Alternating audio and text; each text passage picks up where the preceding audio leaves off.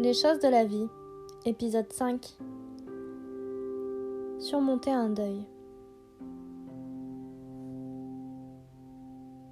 La perte d'un être cher, d'un proche, c'est toujours un événement auquel on ne s'y attend pas.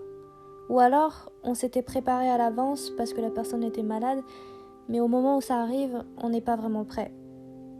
Parce qu'il y a une vague de sensations, d'émotions, de souvenirs qui nous submergent comme un tsunami. Et l'on se dit que ça ne va pas s'arrêter. Et puis il y a les appels, les SMS, les gens qui vous demandent des nouvelles. Et vous avez envie que d'une chose, c'est d'un côté de les remercier parce qu'ils pensent à vous, ils vous soutiennent, et puis d'un autre côté, vous avez envie d'être seul, de vous noyer dans votre chagrin. Et en fait, même après quelques années, on se rend compte que la douleur, en fait, elle s'atténue pas vraiment. Elle est toujours là. On l'a juste mis de côté, enfouie. On a appris à vivre avec. Au lieu que ce soit une pierre qui nous écrase, eh bien, on la fait rouler à côté de nous. Ou alors, on arrive à s'asseoir dessus. C'est ça un petit peu. Surmonter un deuil. C'est de se dire que non, on n'oublie pas la personne. Parce que les gens ne meurent vraiment que lorsqu'on les oublie.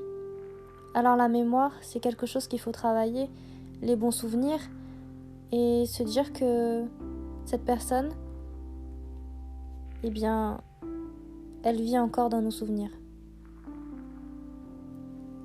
Alors, je vais finir ce petit podcast du jour avec un poème que j'ai trouvé sur la façade d'un immeuble le lendemain du décès de mon père.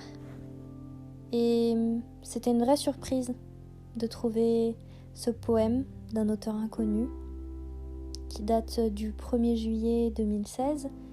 Et je vous laisse avec ça. C'est l'odeur musquée des herbes sèches qui me frappa d'abord. Mes paupières s'abattirent sur le monde et le voyage commença. Je vis les terres lointaines sur lesquelles l'ambre du soleil coule en caressant les toits d'ardoise. Je me rappelai la poussière rouge et les yeux noirs incandescents de passion enchaînée. Je sentis l'encens, la terre brûlée sous mes doigts et le goût des thés indiens qu'avaient tes lèvres. Ton parfum d'opium dansait lascivement avec mon âme. Je m'y abandonnai dans un soupir et me laissai emporter par le lent flamenco qui incendie mes rêves. J'ouvris les yeux. Le spectre de ton souvenir se dissipa dans les dernières braises du soleil couchant. La vie était là, m'attendant impatiemment, et dans un sourire confiant, je m'en saisis.